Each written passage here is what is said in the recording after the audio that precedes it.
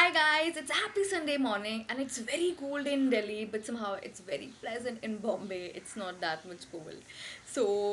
Today I woke up with a thought on feminism and there is actually a story behind this thing. Yesterday I shared a quote on my WhatsApp. Yeah, it was a joke actually. A man can Muslim man ideally can marry four women and have four wives, but a Muslim wife cannot have four husbands. So which are intellectual like me reply that this how can you find four men worth marrying? So it was just a joke, but somehow people took it like the feminist remark, the sexist remark, and la la la. So ideally, I want to clear the air that feminism or someone who is feminist is just not restricted to all these things. Feminism, which started late in my 19th century with focus on right to vote, like giving equal opportunities to women in terms of like political empowerment, socio-economic status, health, education, attainment, and lots of stuff. So it was a very serious concern at that time, to which a lot of people actually, like Mr. Charles, yeah, I don't know his full name, but he started like from France and spread across to Netherlands and Great Britain and US. Now its roots are spread all across the world.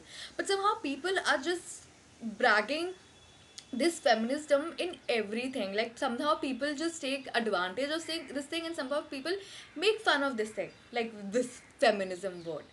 Many international organizations such as UN, World Bank, UNICEF, which is a part of UN, they are kind of working. UNICEF, ideally not.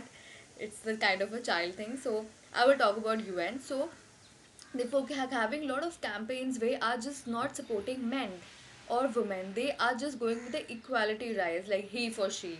But ideally, I believe it should be she for she first, then one should move for he for he as well. So feminism, my idea of feminism is just not restricted to women, but it restricted to but not restricted but spread across all the genders, so that we don't have gender gap actually. So for example, if we currently are working only to support women, later it can be a problem. Then we are facing problem in terms of inequality in terms of men. So this ideally shouldn't be the case, and we should clear the air in our heads as well, that feminism is not just restricted to women, it should be for men as well.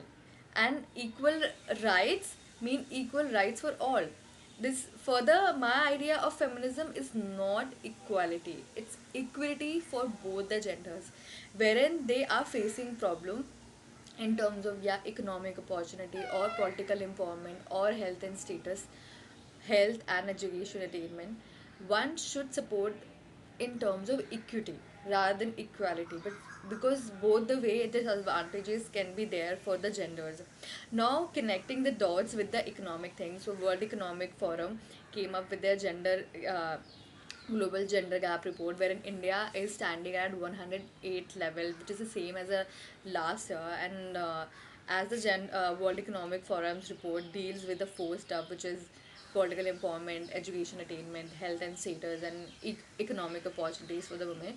India has somehow improved in terms of tertiary education, but somehow it is facing problems in getting wage equality, your equal economic opportunity, and yes, health and survival status is very bad for India, which we need to work upon, because this is a question mark on our life expectancy, my mortality ratio, and yeah, definitely the health infrastructure scenario, like how people are surviving. I don't want to focus on a particular gender here, but I want to focus that it should be equal for all in terms of equity.